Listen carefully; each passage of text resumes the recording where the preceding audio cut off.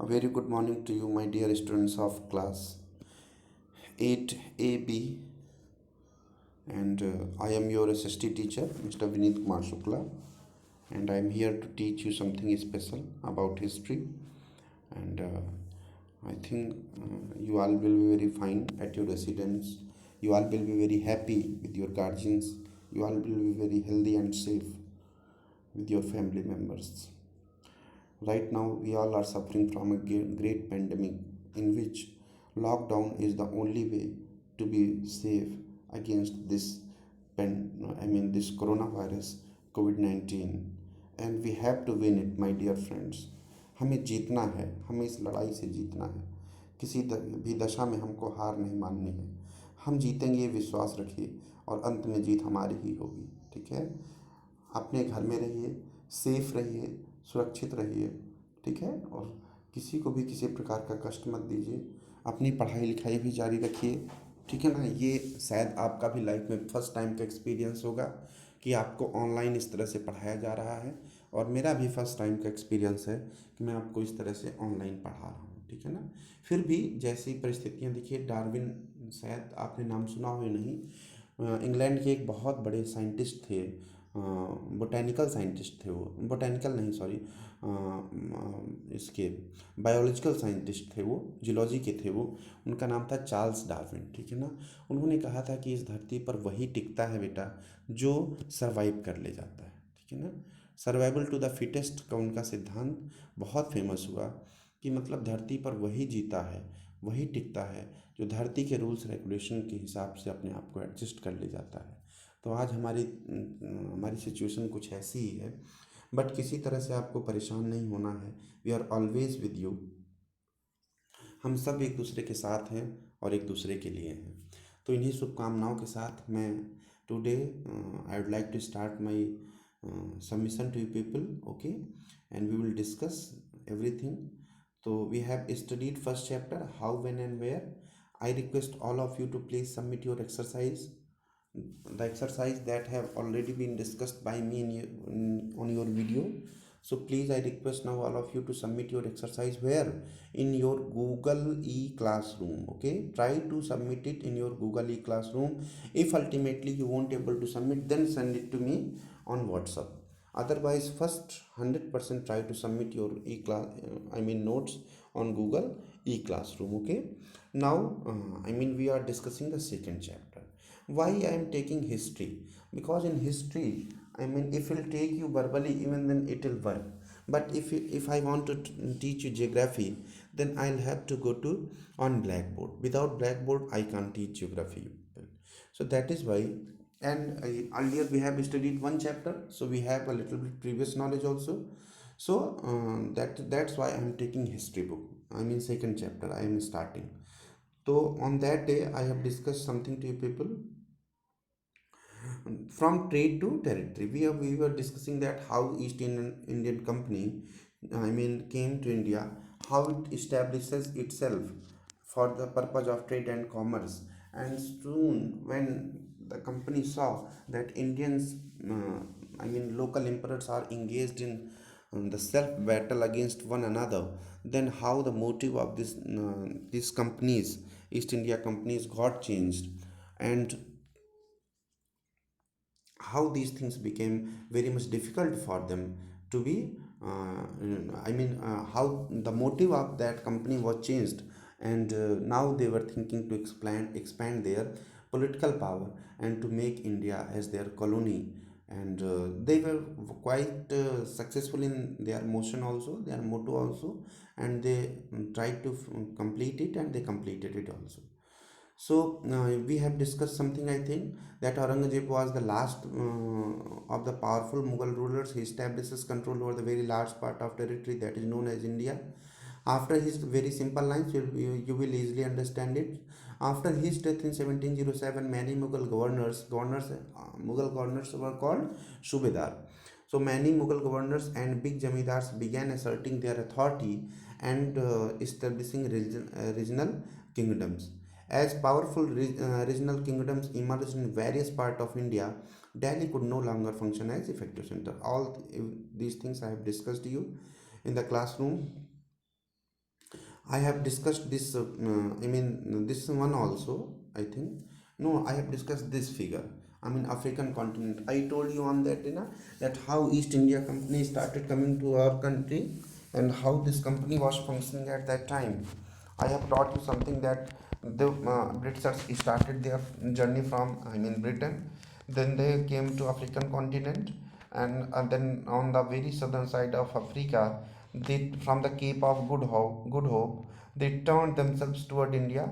And while they reached India, they divided into, I mean, themselves into three parts: one Bombay, second Madras, and third Calcutta. Now, it's a very different, I mean, very interesting fact. Do you know that all these three cities, I mean, Bombay, Madras means right now Chennai, and Calcutta means Kolkata, where we are right now. So, all these three places were being developed by Britishers. Can you believe? Now, what is the one similarity that all these three places on the bank of sea? I mean, on the shore of sea. How Bombay is on the bank on the shore of Arabian Sea, then Chennai is on the shore of Indian Ocean, and while Calcutta is on the shore of Bay of Bengal. So we can easily find that these cities were developed by Britishers for their own benefit. So today we would like to start that East India Company comes east. In 1600, the East India Company acquired a charter from the ruler of England named Queen Elizabeth I. This thing I have also told you. Who made East India Company, or who founded East India Company? Then in 1600, the East India Company acquired a charter from the ruler of England, Queen Elizabeth I. So Queen Elizabeth I given the right for the purpose of trade and commerce in East India, in East Indian I mean in India, and as well as East Asian countries. To which company? To East India Company, granting it the sole right of the trade with the East. This meant that no other trading group of England could compete with the East India Company. है ना? Why was this charter issue? So that no other company, no other trading company of England could come to East Asian countries and compete. I mean, this East India Company that was designed. Okay, with this charter, the company could venture across the ocean. Underline, with the help of this charter, the East India Company could roam around across the sea from one country to another country. Looking could buy goods at a cheap price and carry back to Europe to sell higher price. Now, what was the main function? That from Asian countries, I mean, they will bring something, some goods or some raw material on a very cheap price, and then they will send it in the, I mean, huge markets of England on a very high price. This was the motto. The company did not have to fear competition from other English trading companies, and as we earlier studied that a charter was provided to them by Queen Elizabeth I. Then what was the rule? That now company had no fear that it can be competed by some another company. Mercantile Mercantile trading companies in those days made profit primarily by excluding competition so that they could buy cheap and sell dear. Okay, and one another name, as we have having one name, that is East Indian Company. In the same way, we have one another name, that is Mercantile. So mercantile, what do you mean by mercantile? A business enterprises that makes profit primarily through trade, buying goods cheap and selling them at higher prices. So what do you mean by mercantile? A business enterprise, okay, a business kind of company that makes profit primarily a company that is mainly related to getting profit anyhow through trade. Number one, how? Through trade and commerce. Number two, buying goods. Third, buying goods cheap and selling from a higher plus a higher prices. So these were the some basic characteristic of a mercantile trading companies of England. Okay, so that they could buy cheap and sell dear. Now the next one, the Royal Charter, however, could not prevent other European powers for entering into the eastern markets. Now see, but the Queen Elizabeth who provided that charter to East India Company, but this charter was mandatory for only England people or England companies. But what about the other European countries like French, like Denmark, like Dutch, like France, other companies, Portugals. So this charter was not applicable on these countries. Okay, the charter that was given by Queen Elizabeth first was only acceptable or applied only over East India Company, okay, and mercantile companies of England. Okay, the Royal Charter, however, could not prevent other European powers for entering into the eastern markets. By the time of first English ship sailed down the coast of Africa, round the Cape of Good Hope, and crossed the Indian Ocean, the Portuguese had already established their presence in the western coast of India. Now, here, what the writer wants to say. The writer wants to say that I mean that around the Royal Charter, however, could not prevent other European countries from settle down. Okay, the writer wants to talk about the first English ships sailed down the west coast of Africa. Now, we are going to think about a position when it was the first time in England when a ship came through an ocean voyage. Ship came from England to African coast, then from African coast to Delhi, but I'm not Delhi, sorry, on western coast of India. But what before that, before the incident of that, before the happening of this incident, one great European country, Portugal, and what should I say? Some people of Portugal already traveled from at that till that time they had been already traveled from Europe to India, and they were settled at that time on the western coast of India, like Goa and Bombay also earlier. So this was not a new notion. Okay, this the route that was already searched by Vasco da Gama in 1498. If the question comes that who discovered a sea route for India, for European countries, if the question comes that who discovered a sea route for Indian people, uh, uh, for European countries, then answer will be Vasco da Gama. Okay, once Vasco da Gama searched the exact sea routes. Then after 100 year, then East India Company tried to capture India. Okay, Vasco da Gama searched sea route for Indian country in 1498, but after the happening of this incident in 1501, 1502, 1509, Portuguese were already settled over here on the western coast of India. But the English people, they rose up in a very last position, and they came to India in 1605. 100 years later, after the arrival of Portuguese people.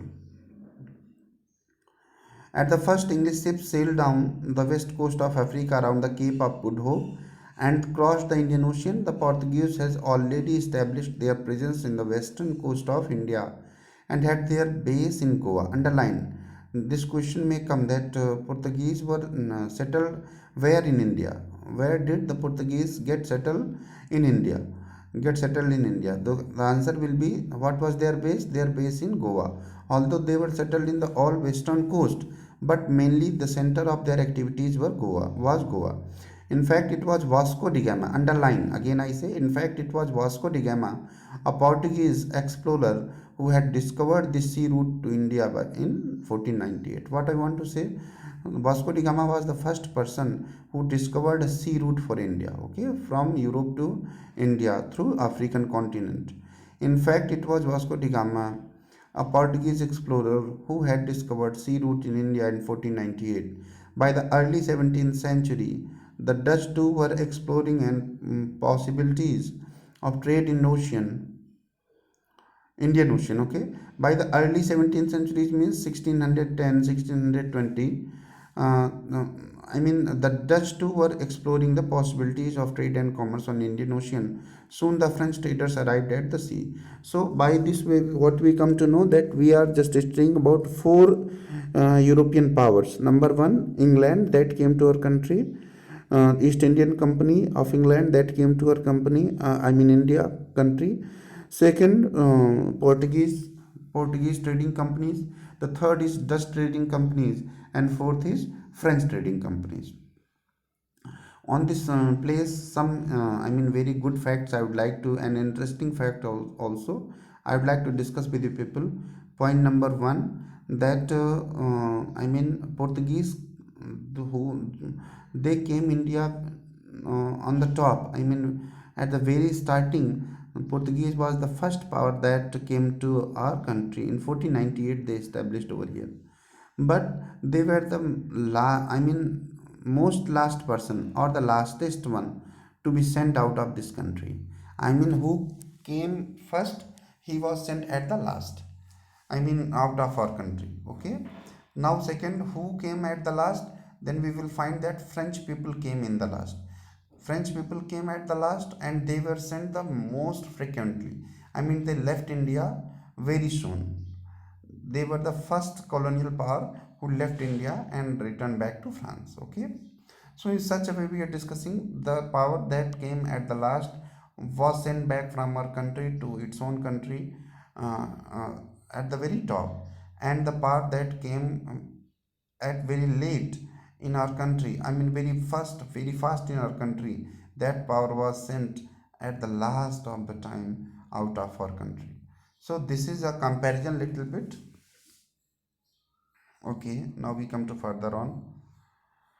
The problem was that all the companies were interested in buying the same thing. Now what was the problem? I mean you will see that suppose that cotton, we are talking about cotton, we are talking about indigo, we are talking about spices. ठीक है ना, तो all these things were demandable in European countries. And what was the main matter, what was the main bone of contention between all these European companies, that they all were demanding the same thing. If cotton was demandable, as there were many cotton mills in Europe, in England, France, Portugal, and in other countries of Europe, then the raw material was the basic demand for it. Raw material means cotton was the basic demand. Now in India, the production of cotton is limited, then but it was demanded by all companies. It means French people are also asking for cotton, then Britishers are also asking for cotton, Portuguese are also asking for cotton. Every company is asking only for cotton.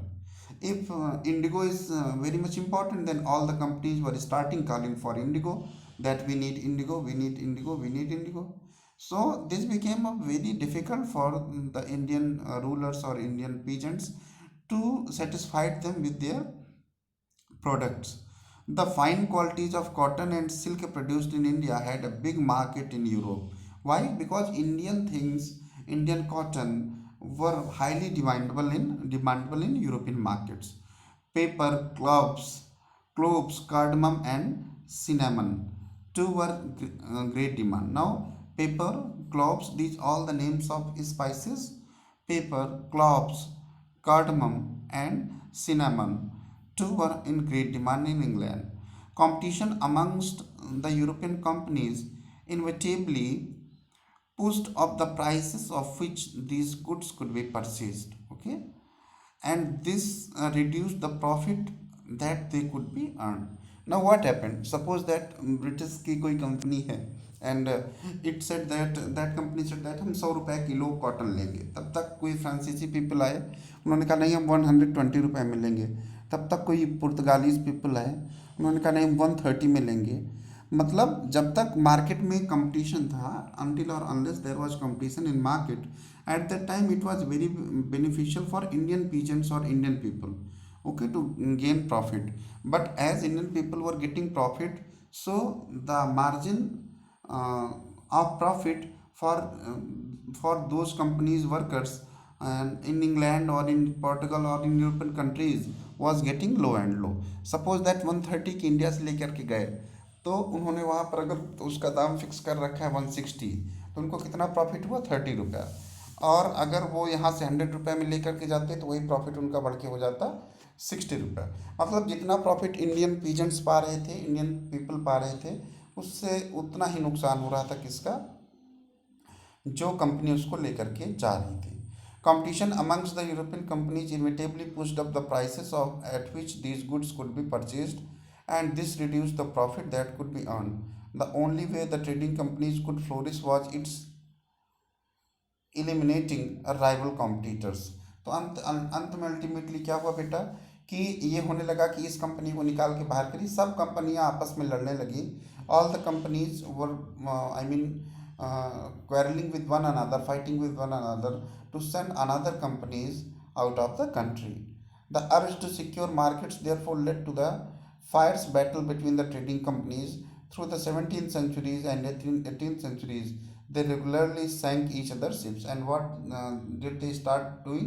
They started doing sinking their ships. I mean, not their one, or sinking another company ships. Okay, दूसरे की जहाज़ों को डुबो देते थे ताकि उनका नुकसान हो। ठीक है, तो such kind of battle started taking place in our country. Okay, blocked route is what did the second step that they adopted that they adopted that blocked the routes, the voyages, the sea routes was blocked by some another company, one who was not getting profit, and prevented rival ships from moving with supplies. And they prevented the rival ships, I mean the ship of their against company from moving from one place to another place. Trade was carried on with arms and trading posts were protected through fortification. Now trade was carried with arms, I mean army used to be carried with the trading ships or trading companies, so that at the time of any bad circumstances that army could fight for the for I mean the keeping company, I mean the goods keeping company. And what was the second thing, that the main cities like Mumbai, like Kolkata, like Chennai, all these cities were fortified. For example मैं आपको समझाना चाहूँगा कि आपने कोलकाता में fort William का नाम सुना, have you heard this name, Fort William? तो what is this? This was a fortified area. ये पूरी तरह से चारों तरफ से बाउंड्री वॉल से घिरा हुआ एरिया था, जो कि अंग्रेजों ने बनवाया था, और इसको फोर्ट विलियम कहा था।